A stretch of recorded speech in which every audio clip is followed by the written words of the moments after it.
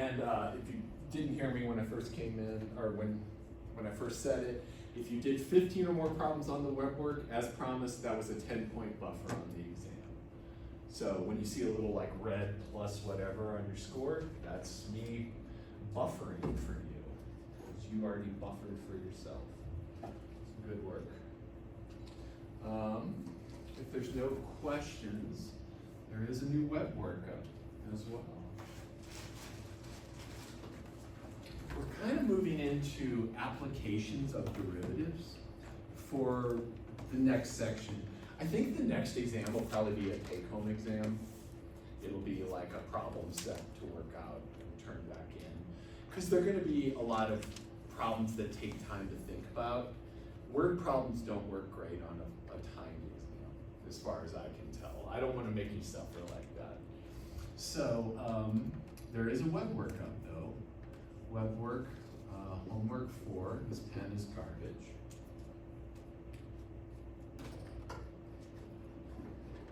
I guess that's as good as it's getting for Dr. T. Well, this one works better. And this is due Friday.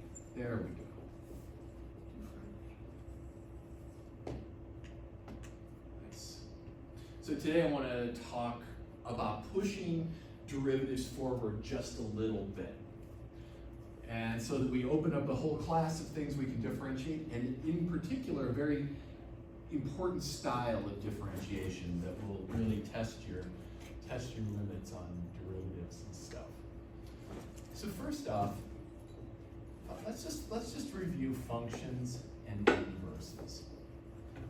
I have a function, and this function f has a domain, and it has a range. What's the domain mean? Somebody want to tell us what's the domain of a function?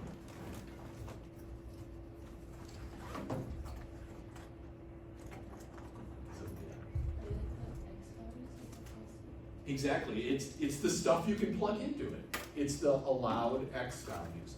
So the domain equals all valid inputs. Nice. You got a good one for range, Sophia? That's a trickier one, isn't it? Yeah, Sam, what do you think? Yeah, all the possible things that can be hit as a target. So all possible outputs.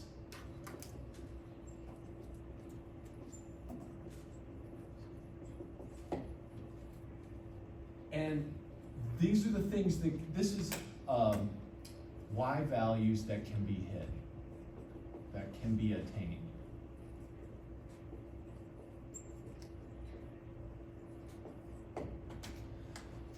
Let's take a look at a couple functions. So I have f of x is x squared. What's the domain of this function? All real, everything. So the domain is all real numbers, because there's not a single real number you can take that, every real number you can square. It's not like you're dividing by 0 or taking the square root of a negative. It's just all real numbers.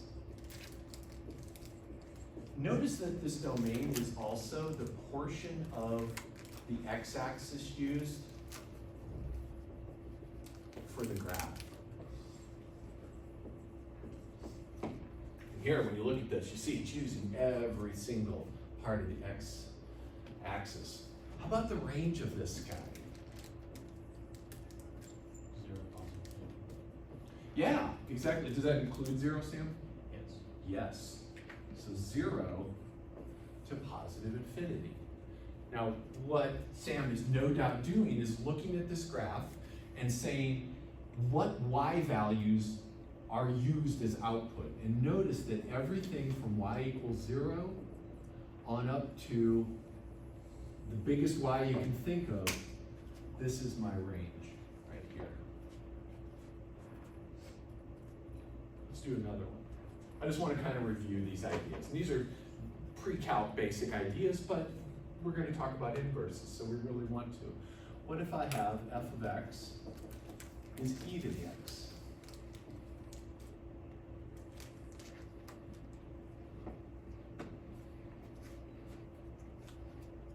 What's the domain? Are there any restrictions on what x can be? No. You can put any number you want in here and it's totally defined. So here the domain is, I'm going to give you a nice symbol, just put R. That is the set of real numbers. It's pretty too, right? It's just an R with a second bar. This equals the set of real numbers.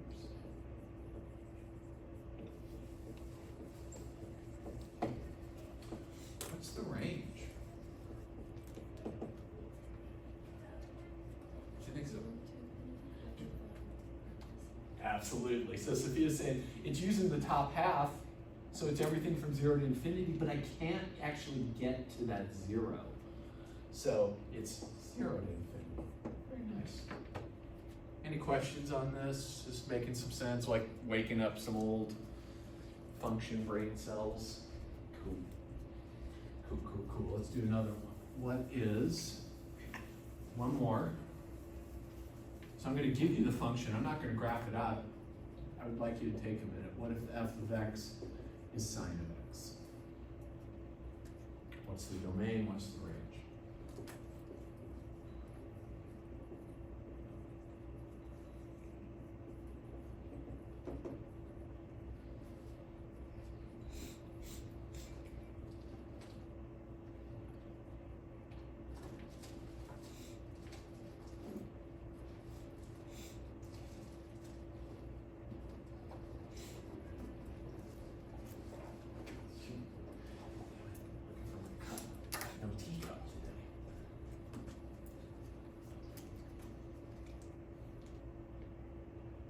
Somebody else help me out here. What's the domain? Real numbers? All real numbers. There's not a single thing you can't take the sign of. Hey Leo, let's keep talking real quick. What's the range? -1 to 1. Yeah, exactly. And that includes the -1 and the 1. Because when you look at a sine graph, it's on and on forever. The most it is 1, and the least it is -1. And it takes on every single value in between those two. Cool. Excellent. So, what we want to talk about is the rule for going from the output back to the input. So this function has an input as its domain, and it gives a range of outputs. The inverse function, so this is equal to f inverse, moves from the output to the input required. So we have f inverse mapping from f's output to f's input. That looks weird. That's kind of hard to see what I wrote there. That's f apostrophe s, f apostrophe s. So let's take a look. Here we got good old f of x is x squared. I want a nice clean rule that undoes something like this. I know that f of 3 is 9. I also know that f of minus 3 is 9. So notice that both these values get sent to the same place by f. 3 gets sent to 9, and minus 3 gets sent to 9. So if I asked you, what's f inverse of 9, we don't have one answer. There's not one answer of what inputs are required to get a 9 out of f. How do we fix this? Does anybody know? How do I fix this? Because this looks bad, right? So let me just to make sure, is it 3 or is it minus 3? We don't, what's that? So Sam says it's both. I like that answer. Sam says, well, let's just make it both. What is the definition of a function? So a function takes an input and it gets a unique output, one output. Takes an input to to just one. It doesn't have to be, yeah, it does have to be to one output. So for example, this will make some sense to you, Sam. If I had something that looked like this, I have a graph that looks like this. Is this a function? No. How come? You're right. It doesn't pass the vertical line test. And misses the vertical line test. So this, a function? No, it fails the vertical line test. What is the vertical line test saying? Vertical line test says that if you take a vertical line and it intersects at more than one spot, you don't have a function. So let's write that up. The vertical line test, VLT, if every vertical line intersects our graph at no more than one point. Might not intersect anything.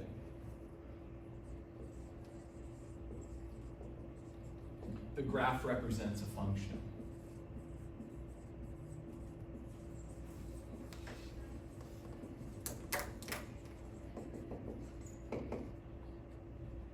So we can't have this. If I have a function and I have a vertical line that touches it in two spots, let's say it's these spots right here, that means you've got two outputs for this one input. So can't have two outputs or more for the same input. And the way I've drawn this right now, that's my input, that X value, and these are our outputs.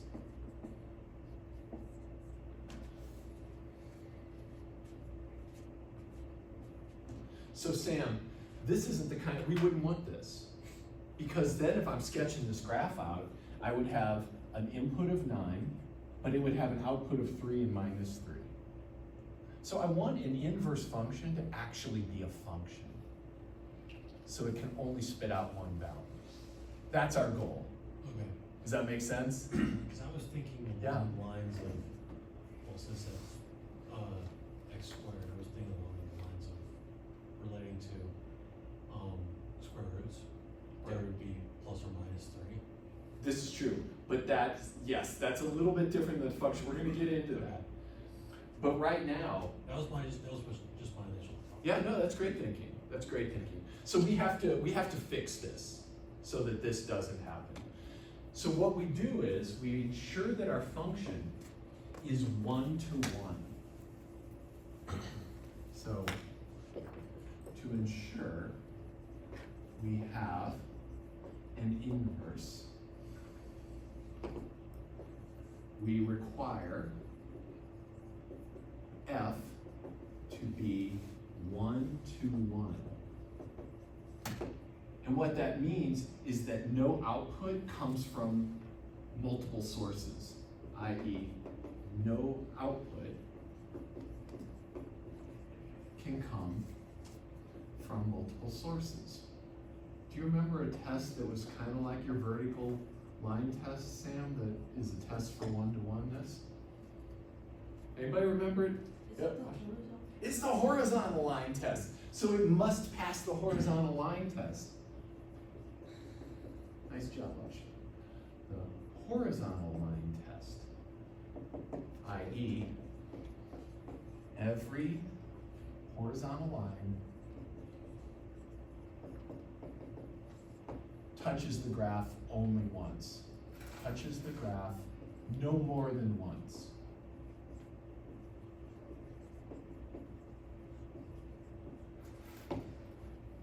And then if we have that, then we have a hope of an inverse existing. But if we don't have that, say for example, I have a function that looks like this, say this is my f of x, and I ask you, hey, where does this value come from? What input gives me this output? And you can see that there's actually this one, that's the input, but then there's also this one, and then there's also this one. So this function is actually 3 to 1 at that location. It's got 3 things that go to the same place. So if I said to you, where did that come from? You've got 3 answers. I want one answer. I want a definite, clearly defined answer when I go backwards in this process. So we require that we are 1 to 1, and that's the trickiest part of all of this. So that's why this guy is screwed up. This guy is 2 to 1 everywhere except right here where it's 1 to 1 only at a point. X is 0, output is 0, and there's only one thing that goes to 0. So what we're going to do is we're going to cut the graph. And I think this might have been what you were maybe headed down that road, Sam, when you were thinking about it. But let's find an inverse for f of x equals x squared. So step 1 is we're going to restrict the domain. Restrict the domain to ensure f is 1 to 1 on it.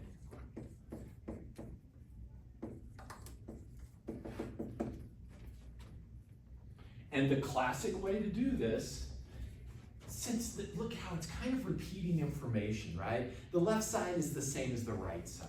So what we're going to do is just pick the right side. Say our new domain is 0 to infinity. In other words, this stuff right here.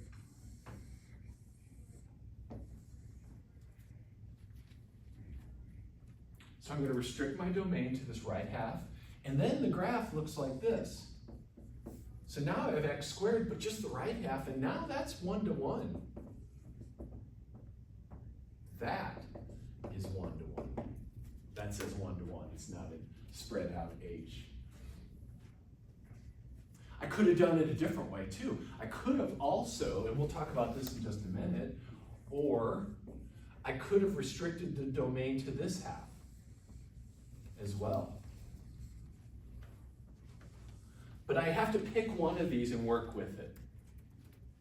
And Sam, this is where the plus minus kind of comes from out of all of it.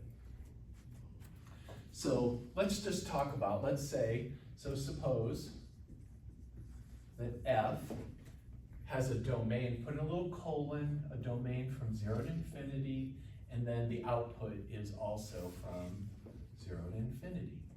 Notice the range here is just the upper half of the plane, and now we've restricted our domain. And that f of x is just x squared. So here, f inverse of x, well, let's see if we can get a sense of what that looks like. What is the relationship between the graph of f of x and the graph of f inverse? Does anybody remember that one? How do the graphs of a function and its inverse relate together? Flipped over what? You're right.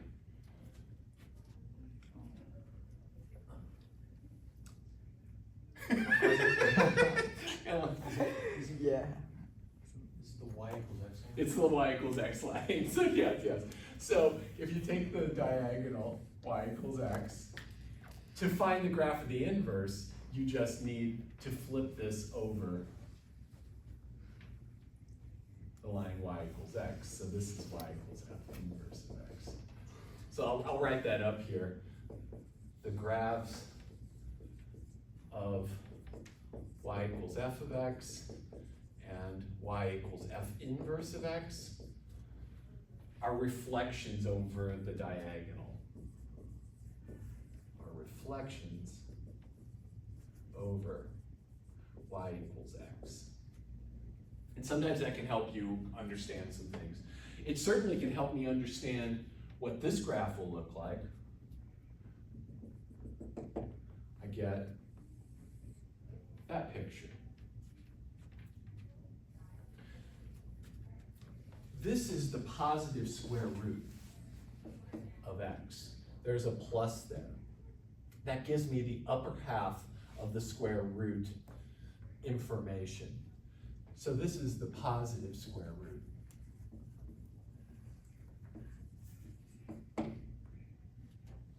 Let's tweak this.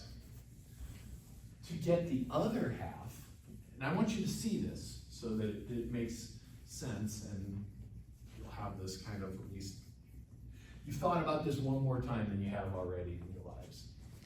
So this is one of the inverses. Let's do it again.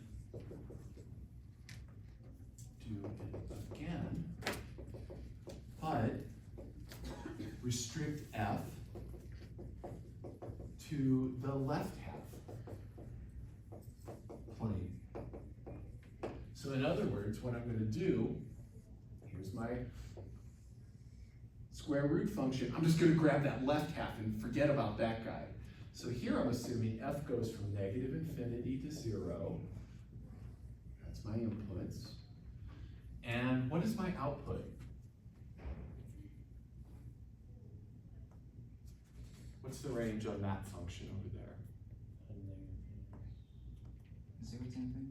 Still 0 to infinity. Yeah. That's okay. I thought you might think about minus infinity, but it's just still this, what are the y-axis am I using? Right? Notice this is 1-to-1, passes the horizontal line test. It's a function, it passes the vertical line test. We kind of knew all that. Anyway, that's why we're doing this. So F inverse, now F inverse flips these two. So if I have a function f and it goes from a to b, then F inverse should go from b to a. They flip the direction. So this is going to go from 0 to infinity to minus infinity to 0. So it spits out negative. You get negative outputs.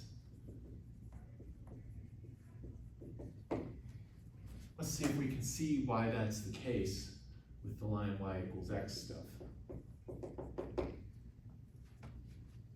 So you got to do the flip in your head. It's a little tricky. Flip that over y equals x. And can you see that it's that guy right there? It's hard to see.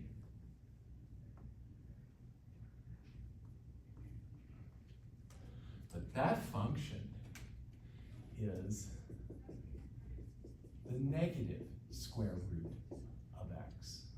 So this is the negative branch. We call these branches of square root. This is the positive branch.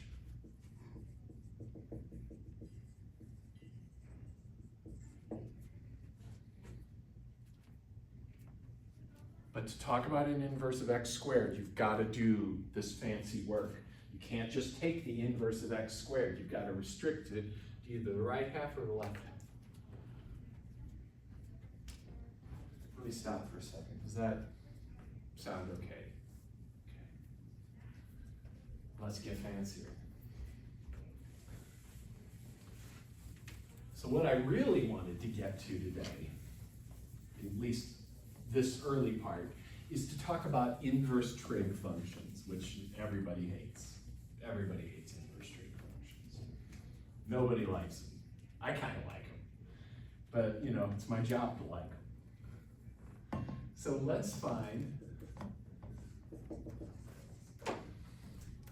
f inverse if f of x is sine of x. Okay, so let's just sketch that out. Just think about all the problems that we had with x squared. And this one's way worse. X squared was 2 things went to 1. How many things go to the same value with this graph? 40. Like 40 at least, like infinitely many, yeah? So sine looks like this. We talked about its range. So we know that f goes from -1 to 1. Oh, excuse me, from the reals, all real numbers, to -1 to 1. This is infinitely many to 1. So for example, how many values, how many inputs spit out 1? 1, 2, 3. Infinitely many. So this is infinitely many to 1. We better cut this sucker. We need to trim the hedges, right? This thing's getting crazy. So what we have to do is pick a portion of the sine graph. Is everything cool, Eddie? Sorry, I just saw you scrunching up. I didn't know if you had trouble reading something. No, I'm. You're good? Okay, cool. What we need to do is preserve all the possible outputs, but restrict the input so that this thing is 1 to 1. So what we actually do is we restrict the domain from this point here to this point here. So we're going to make our new domain just between those two values. What is this value, by the way? 1/4 pi? I'm sorry, what? 1/4 pi? No. Pi halves. Pi halves. I'm sorry, yeah, pi. It's twice as many of those, Leo. Yeah, Leo, what's that one? -1/2 pi. I just give you a chance to redeem yourself, sir. Thank you. Yeah. Excellent. Nice. So what we're going to do is restrict this so that f goes from minus pi halves to pi halves, and then the output is minus 1 to 1. Notice all the good information is still preserved. I can still hit everything I would want to hit, and I've got a much tinier domain. So this now looks like this. We've got minus pi over 2 to pi over 2, 1 to minus 1, make a little box. And then this is our sine of x, restricted. Just that piece right there. And we're gonna flip that over y equals x. And what we get is the range becomes the domain, so 1 and minus 1. And the inputs become the outputs. So this goes from minus pi over 2 to pi over 2. Draw that little box. And then the trick here is getting the curvature right. This is like 1.7.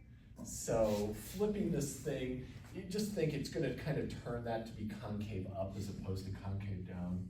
So we get something that looks a little bit like that. My scales are all screwed up. But that's the shape. That's all we care about. This is y equals inverse sine of x. Let's talk more about that inverse sine.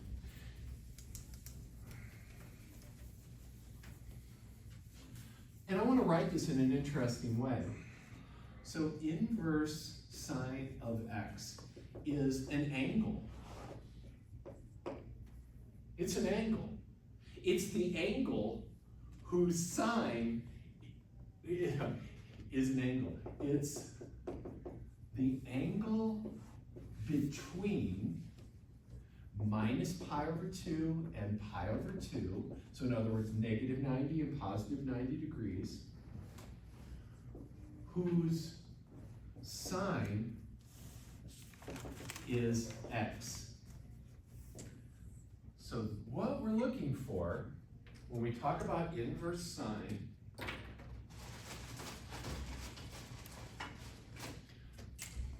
is we're looking for the angle that lives somewhere in here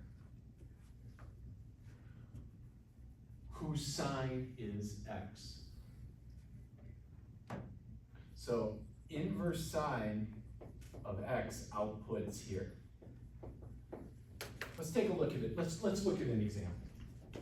So let me give you a couple examples. What if I asked you to find inverse sine of, sorry, I'm just doing a triangle in my head. 1 over square root of 3. Okay. Okay. This is an angle. This is some angle. And let's call it theta. Why not? Call it theta. It's the angle whose sine is 1 over square root of 3, and theta lives in the right half plane.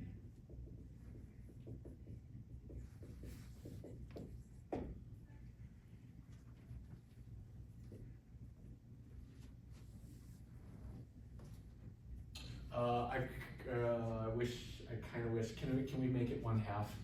Is that okay? Can we change it to 1/2? I wanted it to be nice, sorry. Do 1/2. So I'm looking for some angle over here whose sine is 1/2. How's that little rhyme go about something Toa? Sine is what? Opposite over hypotenuse. So this is the opposite side of some triangle, and this is the hypotenuse. Do you remember all students take calculus? Kind of. I don't think anybody saw it until I talked about it.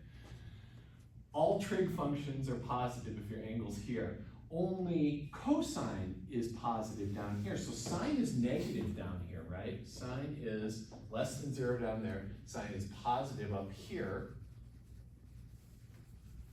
So it must be in this upper half because I've got a positive sine. And so I'm going to draw a little angle. The opposite side is 1. The hypotenuse is 2. Do we recognize that? What's this side? Leo, do you got it? 1. No, but that's a good guess. It's not a 45-degree triangle, but that's, I see. What's 3? What's it? Square root of 3? Square root of 3. What kind of triangle is that? Yes, 30-60. Did I hear 60? I thought so. It was very light and airy, but I heard 60. It's a 30-60 triangle. Is this the small angle or the big angle? Small. Small, because it's opposite the small side. Exactly. So this is the 30-degree angle, and if we're doing it in radians, it's pi over 6. And so this is pi over 6. It's the sine. It's the angle whose sine is positive 1/2, and it lives in this quadrant.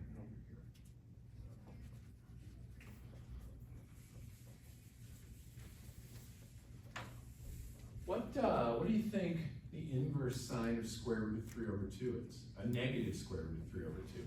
Let me give you that one. Take a minute, struggle a bit. You might already know it, but hold on. Draw the damn picture.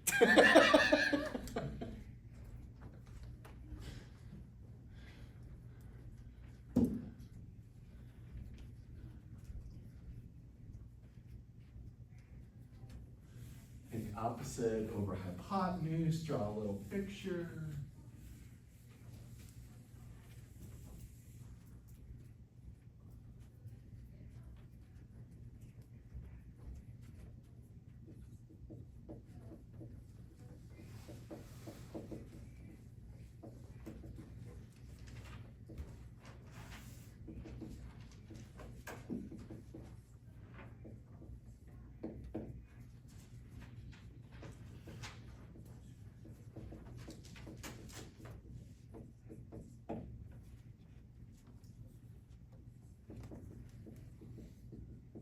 I'm just putting some stuff up that won't answer the question. But might help. I want to come look at what Leo's up to.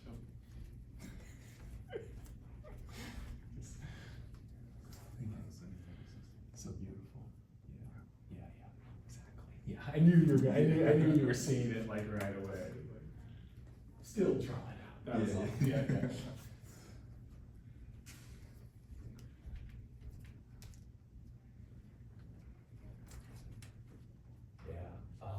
Is it positive? Oh, so remember it wasn't negative. Oh, So yeah, it was negative square root of 3 over 2. okay, There you go. Yeah. So it'll be. okay. Yes. Okay. Yes. Yeah. Exactly. Yeah.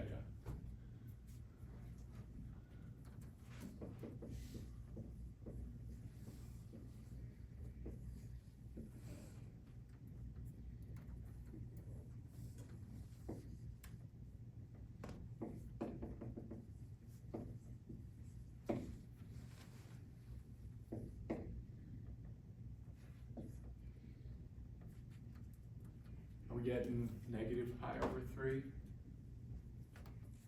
Should be getting negative pi, or negative 60, if you like degrees, if you're a degree thinker. One way to, like, you don't have to memorize this. All students take calculus stuff. That's just because my adult old man brain still has that in it.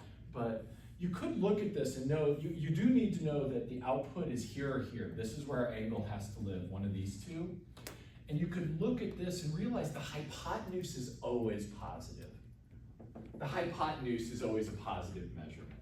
It's the other two, the x or the y coordinates, that could be negative. So look, I've got a positive 2, but a negative square root of 3. So the opposite side must be down this way. So this must be negative square root of 3 here, as opposed to positive square root of 3 up here, which would not, I couldn't get a negative out of it. So it's got to be down here. Draw your little triangle, and then remember the specialness of all these things. That doesn't look like 1, but it doesn't matter. This is negative pi over 3.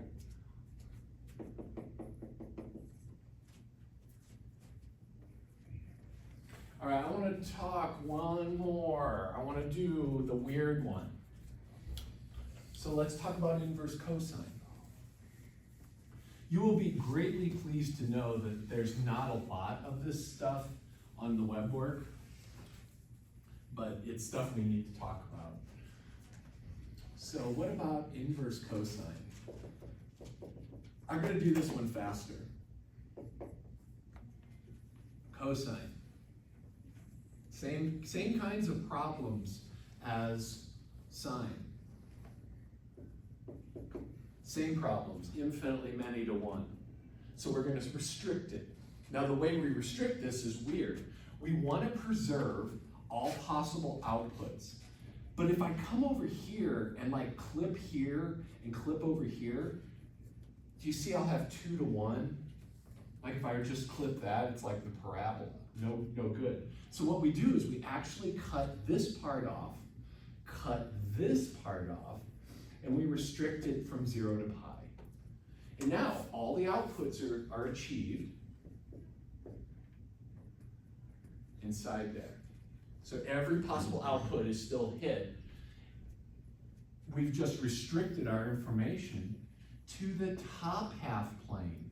So notice that this is where the inverse cosine will live. So this is from 0 to pi. So when I do the inverse trig function, when I look at inverse cosine, I'm going to flip this picture, and what's going to happen is that instead of being to the right, that stuff's going to be up all on top. So there's pi there, here's 0, here's 1, here's -1. And this is a strange graph. But the reason it's strange is because of the way we've cut it up there. So your inverse cosine literally just lives in this little box like this. This is pi over 2 right here. And we got it.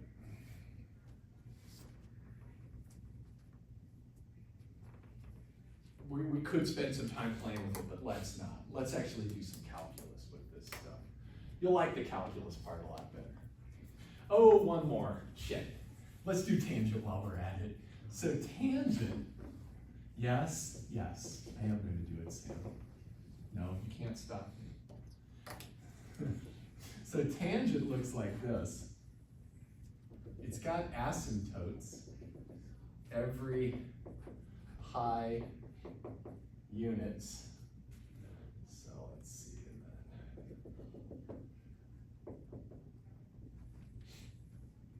that's pi. This is 3 pi over 2 here. So tangent kind of like repeats. You okay, Sam? Yeah, just pain. I don't like that. Oh, now calm down. Then only make one period of it. Which is what we're going to do anyway, right? Because that's infinitely many to 1. I can't find that inverse. So what we do is we restrict it to just this middle strip. Right? It's so happy. Restrict to minus pi over 2 to pi over 2. And that, of course, is this right half plane again. And when I flip it, what I get is the arctangent graph. So the inverse tangent graph, those asymptotes, I wish they were called asymptotes. They could be, I guess. When I flip this thing, they become horizontal strips, like this. So this is pi over 2, this is minus pi over 2. The graph looks like that. And so this is inverse tangent of x. And sometimes these are all called arc functions, so that's the same as arctan.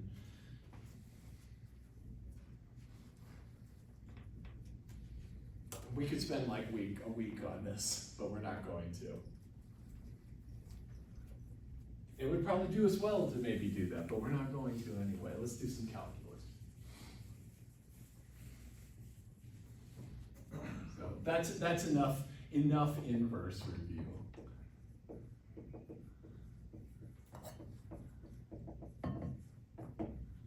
Let's do some calculus with inverses. So how to find the derivative of an inverse function. And then we're going to use this to build up some formulas for ourselves that you can just look up at the table, but I want you to know where those formulas came from. So first off, suppose that g of x is the inverse of f of x. Yes, sir. Yeah. I just have a question. Yeah, Like, yeah. would it ever be appropriate to write the inverse of a function as 1 over that function?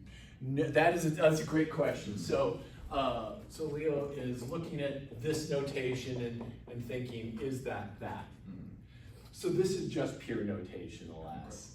Yeah, if you want this, then what you would do would be like that. That's a great question. Yeah. And there might actually, now I'm actually kind of curious if there is a function. It's kind of a cool problem. Is there some function whose inverse is just 1 over that function? That's a cool problem. And I'm gonna work on that privately because that's kind of cool. I don't know the answer to that. But thanks for that good one. Does that sound okay? Yeah. Great question. So, i.e., if I take f of g of x, they undo each other. And notice here that we could use that notation. So notationally, g is that thing we notate this way. So this is notation. Just write that, just noting that. How can I take the derivative of the left side? Chain rule, absolutely. I've got a composition. So I'm going to take the derivative, d dx. So on this out, I do the outside, leave the inside alone, times the derivative of the inside. What's the right-hand side become when I take derivatives? What's the derivative of x? There we go, it's just 1. Oh, look at that. Now I can solve for g prime of x. So g prime of x is equal to 1 over f prime of g of x. So notice what this says. The formula for the derivative. So this is equal to f inverse of x prime. But what this formula says is you have 1 over the derivative of the original function evaluated at the inverse function. So that sounds weird, and that might not be helpful, but we're going to use it right now. So let's say I want my inverse tangent derivative. Okay, so find, example, put a little example here. Example, find the derivative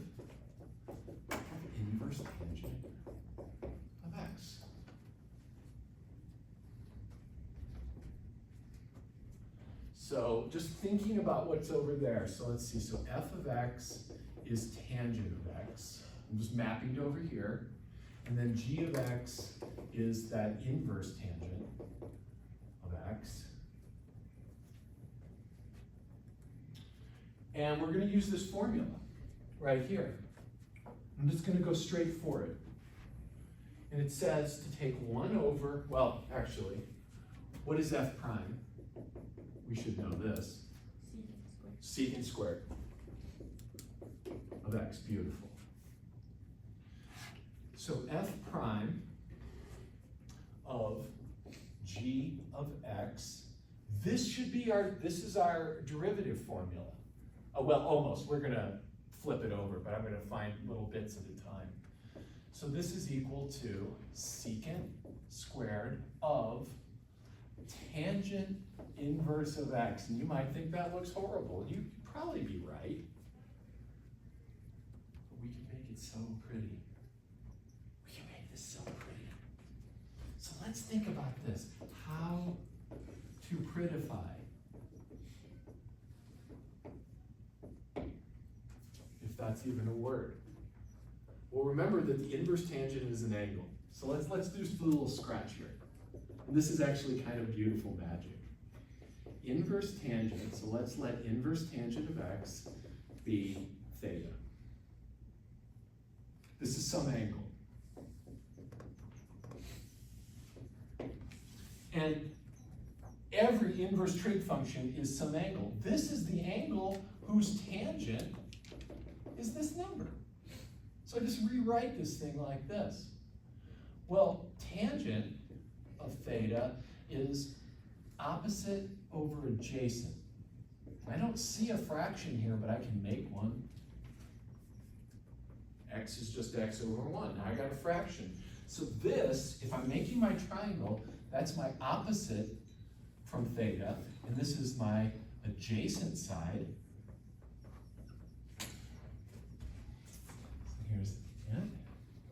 Here's theta. And the tangent of theta is x, opposite over adjacent 1. What's this side like?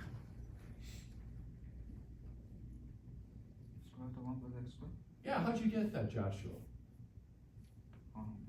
Opposite square plus adjacent square. This squared plus this squared is this squared. So that's the Pythagorean theorem, right? Pythagorean theorem. Okay.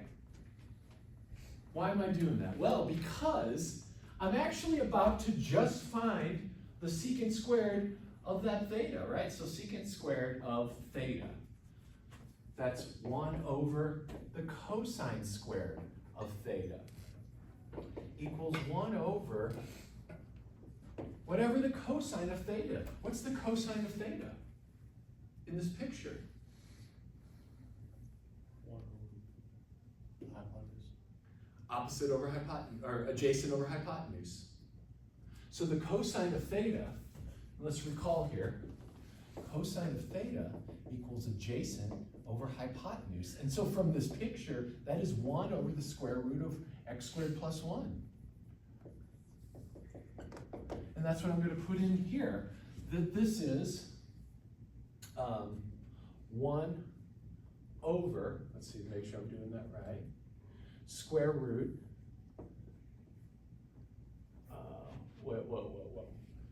wait a minute. Jason, secant squared, okay, I got secant squared, and that's 1 over cosine squared,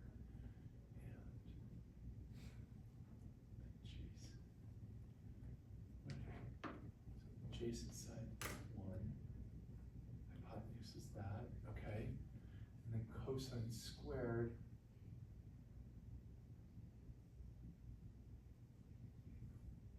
what am I not getting? I should end up with a fraction over here. And what I'm scared about right now is that when I undo these, it'll end up not being a fraction. So what have I done wrong here? Oh, you're getting a fraction.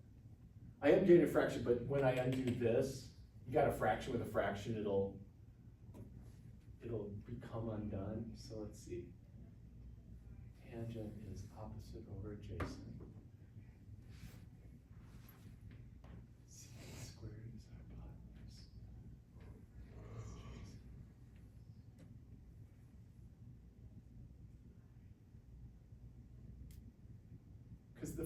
I'll just tell you, the derivative of inverse tangent is 1 over x squared plus 1.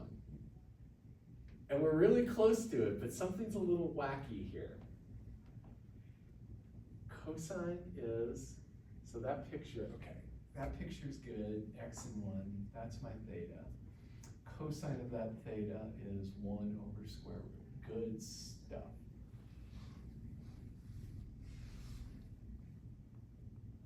So, secant squared theta cosine.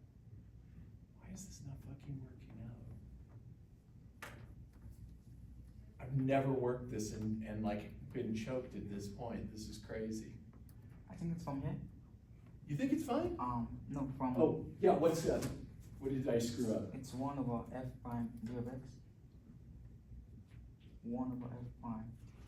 Oh, right, I forgot I still have to do the reciprocal. Yeah. Thank you. Yes, oh, good, Joshua, yeah.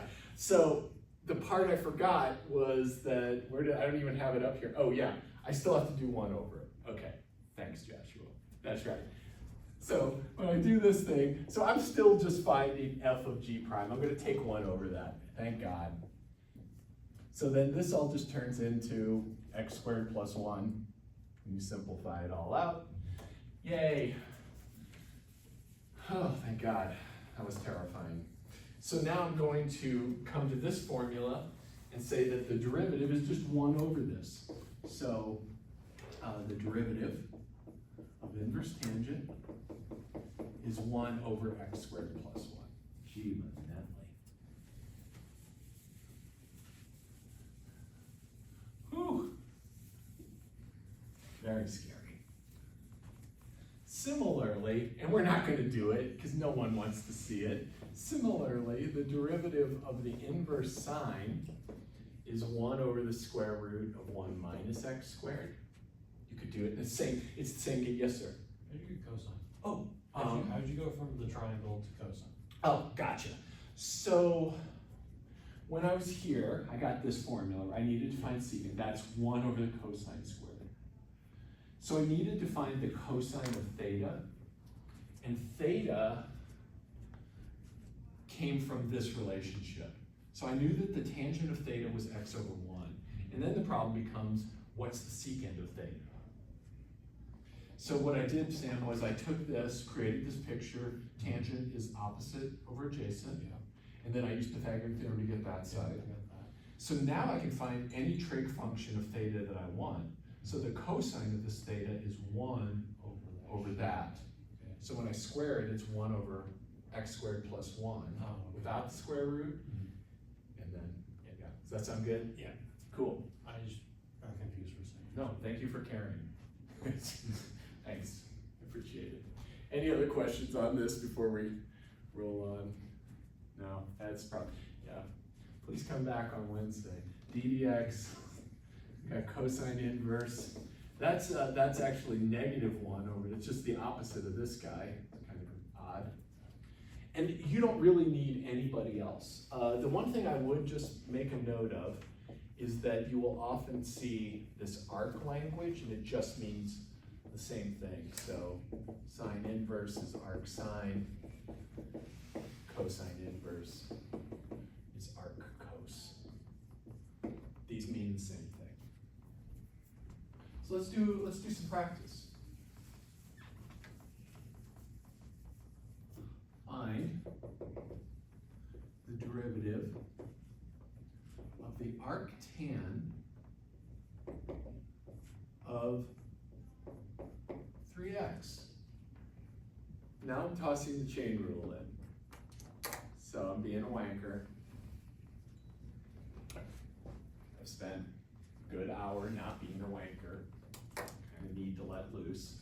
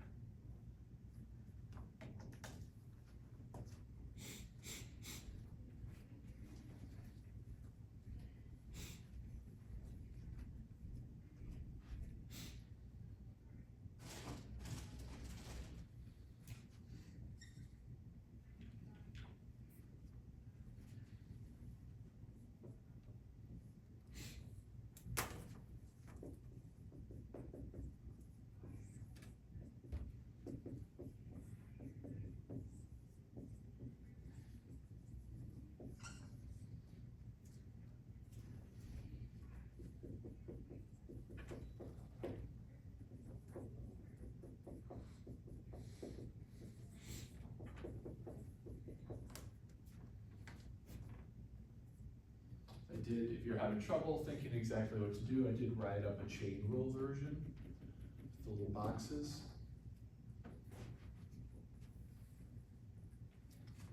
Because instead of the x, we have the 3x, so we have our composition here.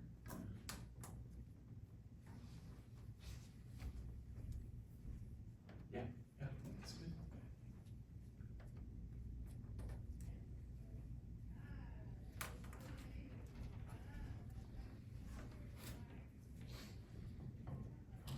Bring your laptops on Wednesday. There's a web work. I don't know how much time we'll have to get to it, but let's work on it some on Wednesday. Is there any questions on that? I got like one more kind of major thing I want to spend a little bit of time talking about. Asha, question? Oh, okay. All right. So this is very closely related to what we just talked about. It's a type of differentiation called implicit differentiation.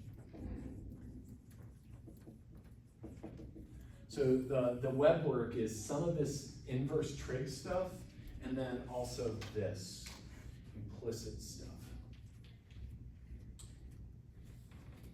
So what we do is we've got a function, like some big expression in x and y. So I'm using a capital F of x and y equals either 0 or a constant, something like this. And so f of x could be something like this. Here's an example. It's an expression that intertwines your x and y variables. You're used to this. This is explicit, where the x's are on one side, the y, you've got one y and it's on the left side or something like that. But now we're going to have x's and y's intermingled into all sorts of crazy things like that. So what we have is what's called an implicit relationship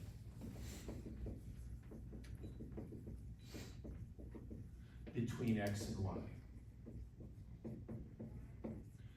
But we want the derivative of y with respect to x as though it were a function. We still want this. There's two routes.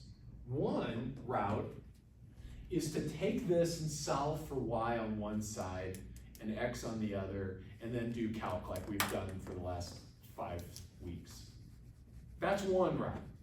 That's a terrible route. A better route is this. So an implicit relationship between x and y. And we'll do that guy in just a second. So plan.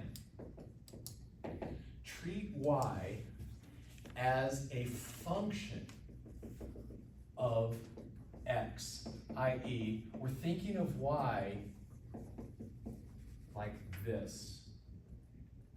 So we're pretending y is the thing we wish it was up there in that explicit relationship up there. Y is a function of x. I'm just going to pretend that it is, and then get in here and crank through this stuff. I'm going to hold off on that one.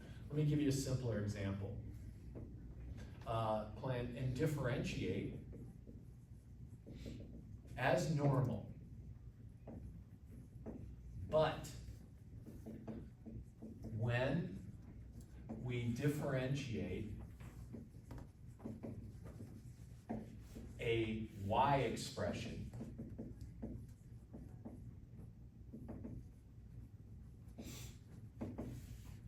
tack on times y prime. So this is times here.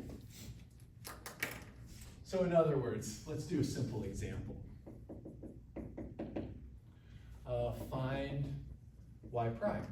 And let's say I've got x squared y plus y cubed equals 3.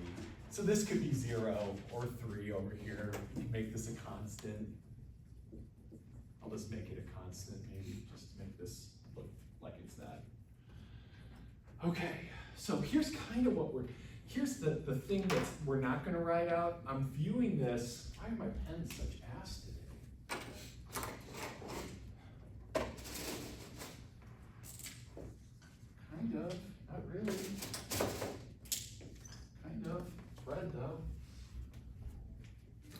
Jasmine, you let me know if this red doesn't look good over there. Is this even visible? Yeah, I guess. You kind of see it, okay, all right.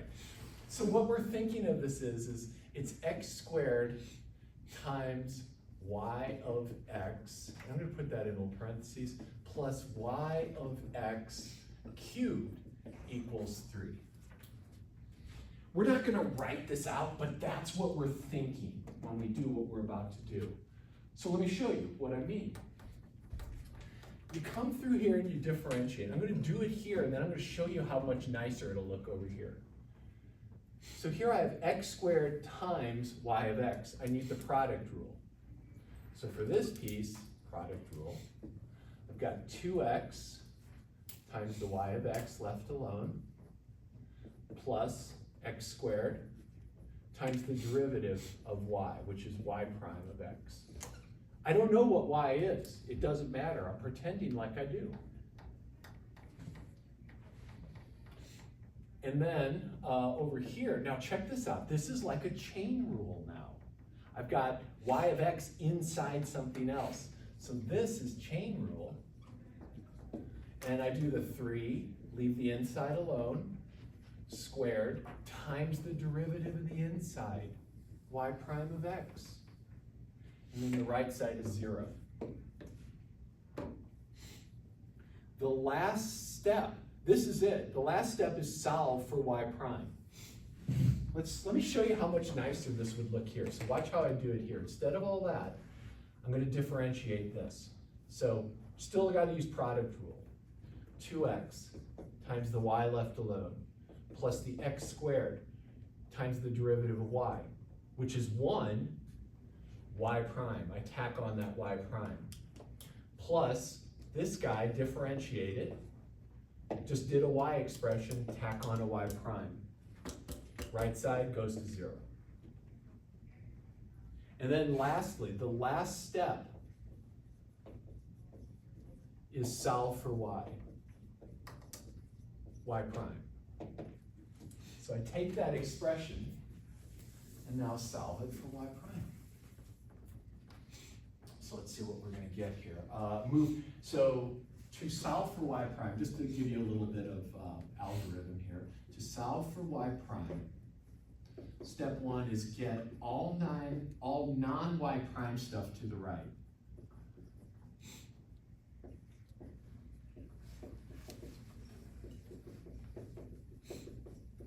To the right, and all y prime stuff on the left.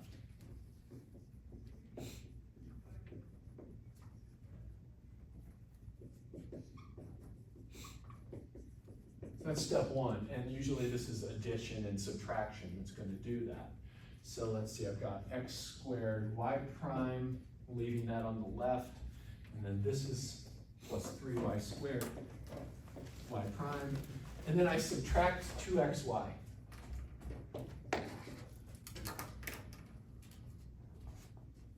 So at this point, this is probably just subtraction and addition. Now, factor out y prime from the left-hand side, LHS, left-hand side. And so I've got x squared plus 3y squared y prime equals negative 2xy. And then 3, isolate the y prime. And that's just divide. So this is y prime equals negative 2xy over x squared plus 3y squared. There we go.